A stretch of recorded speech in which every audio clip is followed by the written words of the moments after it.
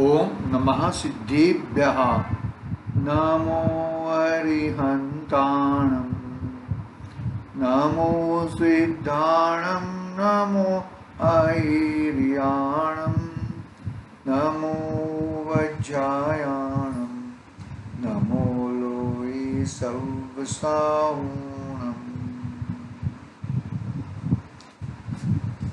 रत्नाकरण सावकाचार आचार्य समन्वय द्वारा रचित महान ग्रंथ है। सावकाचार का श्रावकों के लिए अपने जीवन सुधारने के लिए, अपना जीवन धार्मिक बनाने के लिए, धर्ममय बनाने के लिए ये बहुत बड़ा चरणानुयोग का महान ग्रंथ है। हम लोगों ने छठे अधिकार कल से प्रारंभ किया है। छठे अधिकार का नाम क्या है? भावना अधिकार। 5 अधिकार तक तो आचार्य देव ने विषय वस्तु बता दी, किस तरह से हमें काम करना चाहिए, क्या है क्या नहीं है। अभी वो विषय वस्तु में प्रवेश करना है। क्या करना है? विषय वस्तु में प्रवेश करना है। कैसे प्रवेश करना है? कि भाई ये अहिंसा महाव्रत है। अहिंसा महाव्रत तो मुनिराजों का है, लेकिन अहिंसा अणुव्रत श्रावक का है। तो अहिंसा अणुव्रत की भावना किस तरह है वो हमने कल पढ़ा था। अहिंसा अणुव्रत की भावना कैसी भावना है कि भाई मनोगुप्ति, वचन गुप्ति, ईर्ष्या समिति, आदान निक्षेपण समिति और आलोकित पान भोजन, ऐसी भावना हमें भानी चाहिए। मनोगुप्ति, वचन गुप्ति, ईर्ष्या समिति और आदान निक्षेपण समिति वो तो मुनिराज की है। मुनिराज की अलग कक्षा की होती है और श्रावक के अलग कक्षा की होती है। इस तरह की बात हमने कल अहिंसा अणुव्रत की भावना की 5 बातें कही थी। अभी आज सत्याणुव्रत की 5 भावनाएं की बात करते हैं। क्या है सत्य अणुव्रत की 5 भावनाएं? देखो, अब सत्य अणुव्रत की 5 भावना कहते हैं। क्या है? क्रोध त्याग, लोभ त्याग, भीरुत्व त्याग और हास्य त्याग तथा अनुविची भाषण त्याग। क्रोध त्याग, लोभ त्याग, भीरुत्व त्याग, हास्य त्याग और अनुविची भाषण त्याग, वो सब सत्याणुव्रत में आ जाता है। क्रोध का त्याग। क्रोध क्यों क्रोध होता है? कि भाई ये व्यक्ति मेरा बुरा कर दे रहा है, ये व्यक्ति मेरी बात नहीं मान रहा है, ये उल्टा कर रहा है, ये उल्टा कर रहा है, मैं कर रहा हूँ वो मेरी बात ही कोई नहीं सुन रहा है, तो क्रोध आ जाता है। देखो, क्रोध की बात सुनते हैं, हम पढ़ते हैं यहाँ से। देखो, जो गृहस्थ सत्य अणुव्रत धारण करता है वह क्रोध करने का त्याग करता है। इस प्रकार विचार करना चाहिए। यदि क्रोधी होकर वचन बोलता है तो उसके सत्य वचन कहना नहीं बन सकता। क्रोध से यदि कोई वचन कहता है तो उसका वचन सत्य नहीं बन सकता। अतः क्रोध त्यागने पर ही सत्य का रहता है। अतः क्रोध त्यागने पर ही सत्य रहता है। क्रोध में उसको मालूम नहीं पड़ता, राता पेड़ा हो जाता है, क्या बोलना है क्या नहीं बोलना है, क्या करना है क्या नहीं करना है, वो कुछ उसका सत्य रहता नहीं है। अतः क्रोध त्यागने पर ही सत्य रहता है। गृहस्थ को कर्म के उदय से कोई बाह्य विपरीत निमित्त मिल जाने से क्रोध पैदा हो जाता है। क्या कहा? जो तुम्हारे साथ संयोग में जो भी चीज आई है वो तुम्हारे कर्म के अनुसार आई है, कर्म के उदय में आई है। ऐसा तुम उसके ऊपर क्रोध कर लो, इससे कोई मतलब नहीं है, इससे तुम्हारा कुछ सत्य होने वाला नहीं है। तो क्या कहते हैं कि जो कर्म के उदय से कोई बाह्य विपरीत निमित्त मिल जाने से क्रोध पैदा हो जाता है, तो उस समय इस प्रकार विचार करना चाहिए कि मेरे परिणामों में क्रोध जनित तेजी पैदा हो गई है, इसलिए अब मुझे मौन ही रहना चाहिए, वचन ही नहीं बोलना है। मुझे क्रोध आ गया है ना, तो क्रोध नहीं करते होंगे, मौन रहना चाहिए, कुछ भी बोलना नहीं चाहिए। कुछ हो गया, बोल गया, वापस चलो भाई शांत हो जाओ अभी। हाँ, मेरे परिणामों में क्रोध जनित तेजी पैदा हो गई है, इसलिए अब मुझे मौन रहना चाहिए, वचन ही नहीं बोलना चाहिए। यदि वचन को रोकूंगा तो कषाय विसंवाद नहीं बढ़ेगा, मेरा क्षमादि गुण भी नहीं बिगड़ेगा। अतः जब तक मेरे हृदय में क्रोध जनित अग्नि का उपशम नहीं होता है, तब तक वचनों की प्रवृत्ति नहीं करनी।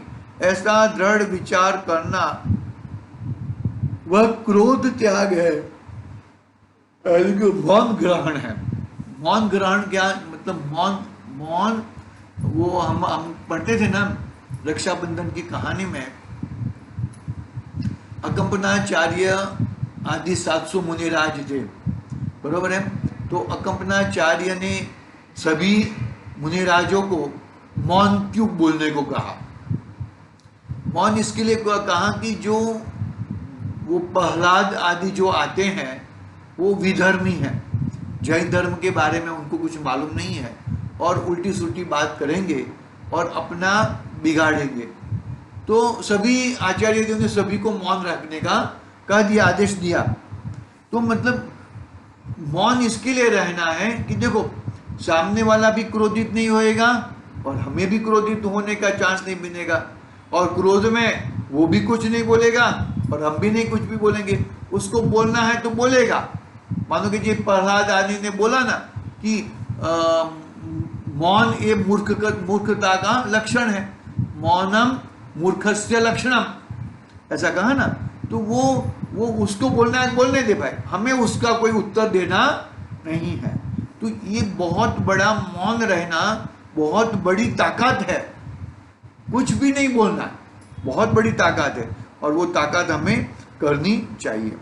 देखो आगे दूसरा क्या है? लोभ का त्याग। लोभ के कारण सत्य वचन नहीं कह पाता। लोभ के कारण क्या लोभ हो जाता है ना, तो ये उसको उल्टा ही मतलब वो जो सामने वाले को अच्छा लगे वो हिसाब से बोलता है। क्यों बोलता है? कि भाई वो मेरे को दंड देगा, मुझे धंधा नहीं देगा, मुझे वो करेगा, मुझे वो करेगा। वो इसके लिए वो लोभ के कारण सत्य वचन नहीं बोलता।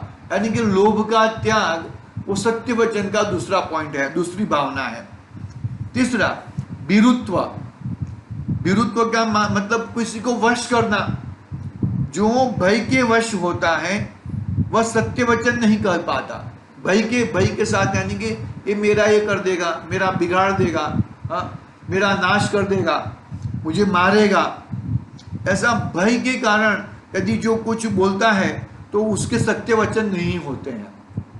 भय के कारण कैसा करता है? भय के कारण वो उसको लगता है कि ये मेरा सर्वनाश कर देगा, तो वो सत्य वचन होते नहीं है। तो भय का त्याग करने पर ही सत्य वचन कहा जा सकता है।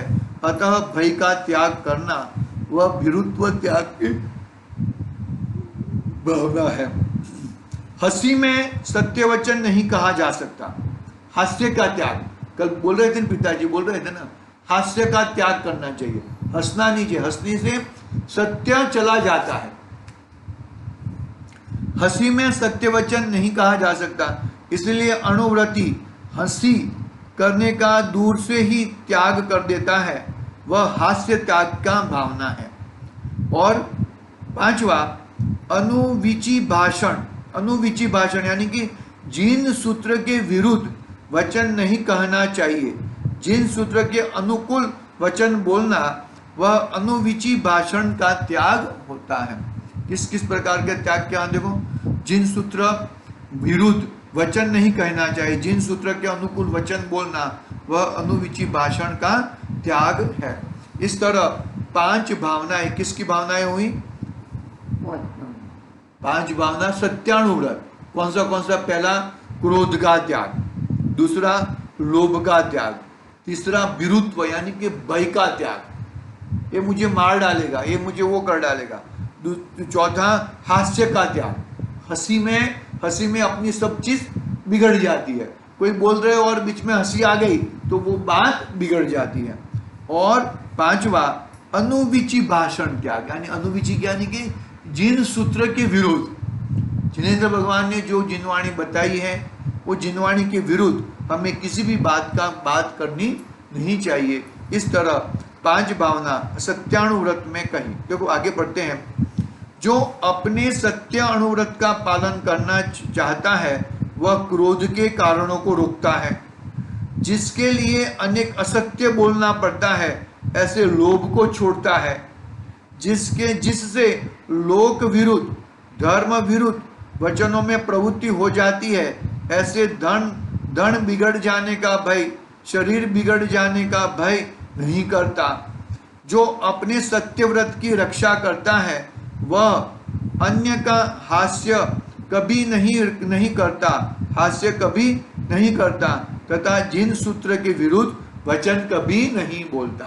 कुछ भी हो जाए, जिन सूत्र के विरुद्ध कुछ भी नहीं बोलेंगे हम। देखो वो टोडरमल साहब का उदाहरण देख लो। बाद में कौन थे वो, अपना वसु राजा ने क्या किया, अपने गुरु माँ के उसमें आदेश में आ गए थे। तो गुरु माँ के हिसाब से इन्होंने अज का मीनिंग अलग कहा। तो वो अज का मीनिंग अलग करने से क्या हो गया, छुरी फूटी, मतलब सिंहासन फूट गया और सीधे नरक में चले गए वसु राजा। तो ऐसे सत्य वचन का ही हमें एकदम सत्य वचन के अलावा और कुछ बोलना नहीं चाहिए। बकरों का, हाँ, अज यानी कि अनाज होता है और अज यानी कि बकरा भी होता है। तो यहाँ पर जहाँ पर अनाज का ही होम करना चाहिए, बकरे का हमें होम करना नहीं है। अग्निकुंड बनते हैं ना, तो हवन करते हैं, तो हवन में भाई इन्होंने कह दिया अज यानी कि बकरा। तो बकरा तो संज्ञी पंचेंद्रिय जीव है, वो तो जीव है, उसको हम कैसे हवन में डाल सकते हैं। तो वो ऐसा गलत बोलने से क्यों गलत बोलना पड़ा कि भाई वो किसको गड़बड़ किया था, वे गुरु माँ को वचन दिया था, वचन के आवेश में आकर जिन सूत्र गलत नहीं, तो छोड़ देना चाहिए, राजगादी छोड़ देना चाहिए कि मैं ये बात नहीं कह पाऊंगा। राजगादी छोड़नी चाहिए, ऐसी इस तरह की बातें बिल्कुल नहीं करनी चाहिए हमें। ठीक है, अचौर्य अनुव्रत की बात कर लेते हैं, इसकी 5 भावनाएं, फिर ब्रह्मचर्य अनुव्रत की बात कल करेंगे। आज देखते हैं अचौर्य अनुव्रत की भावना, 5 भावना। अब अचौर्य अनुव्रत की 5 भावना कहते हैं शून्यागार। अचौर्य यानी कि क्या, चोरी नहीं करना। हाँ, चोरी तो क्या है, देखो शून्यागार, विमोचितावास,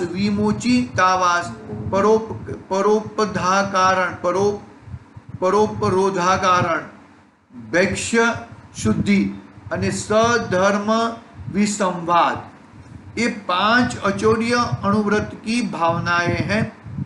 अचौर्य अनुव्रत का धारक गृहस्थ इन 5 भावनाओं को निरंतर भाता है।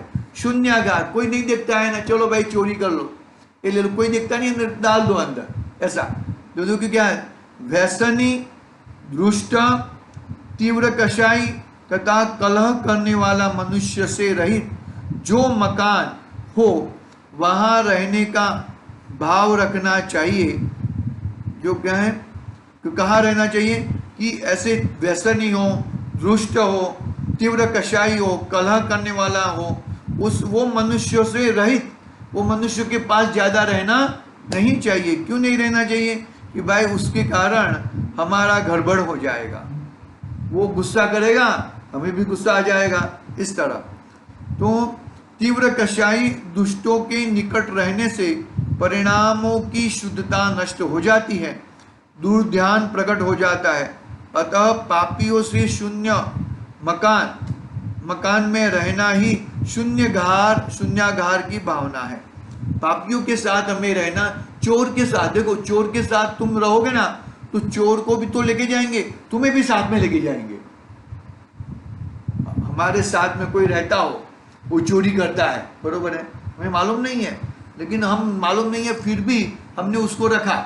और अरे अपने घर में हमने भाड़े पे घर दिया, तो वो उसका क्या व्यवसाय है, क्या हम पूछते हैं उसको भी क्या धंधा करते हो, तो वो बोलेगा कि मैं ऐसा ऐसा करता हूँ, मैं ऐसा करता हूँ।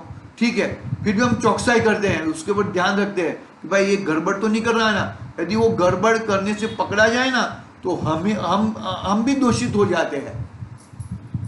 भाई बस समझ में ऐसा है। हाँ, ये व्यसनी, दुष्ट, तीव्र कषाई तथा कलह करने वाला मनुष्य से रहित जो मकान हो वहां रहने का भाव रखना चाहिए। तीव्र कषाई दुष्टों के निकट रहने से परिणामों की शुद्धता नष्ट हो जाती है, दुर्ध्यान प्रकट हो जाता है। अतः पापियों से शून्य मकान में रहना ही शून्यागार भावना है। आगे, जिस मकान में किसी दूसरे का झगड़ा नहीं हो वहां निराकुल रहना चाहिए, वह विमोचितावास भावना है। जिस मकान में किसी दूसरे का झगड़ा नहीं हो, किसी का झगड़ा हो, वो झगड़ा वाला, ये झगड़ा करने वाला, ये झगड़े वाला, वैसे वहां पे रहना नहीं चाहिए, उसका नाम है विमोचितावास भावना। भाई किसी के मकान में जबरदस्ती से घुसकर नहीं बैठना चाहिए, उपरोक्त कारण भावना है। अन्याय अभक्ष को छोड़कर भोगांतराय के क्षोभक्षम के अनुसार जो रस निरस भोजन मिले उसी में समता रखकर लालसा रहित होकर भोजन करना, वह बेक्ष शुद्धि भावना है। क्या कहा? अन्याय अभक्ष को छोड़कर भोगांतराय के क्षोभक्षम के अनुसार जो रस निरस भोजन मिले उसी में समता रखकर लालसा रहित होकर भोजन करना, लालसा रहित भोजन करना चाहिए हमें। इसकी तरह से देखो मतलब किसी भी प्रकार की लालसा से भोजन करना नहीं चाहिए। देखो आगे क्या कहते हैं, अंतिम बात है देखो, साधर्मी पुरुष से विसंवाद नहीं करना, साधर्मी पुरुषों से विसंवाद नहीं करना, वह सधर्म विसंवाद भावना है। इस प्रकार अचौर्य अणुव्रत की भावना, 5 भावना की बात कही है। अभी आगे की बात कल करेंगे। आज के लिए ओम नमः सिद्धिभ्यः। निज निधि निज में बताई अनंत उपकार।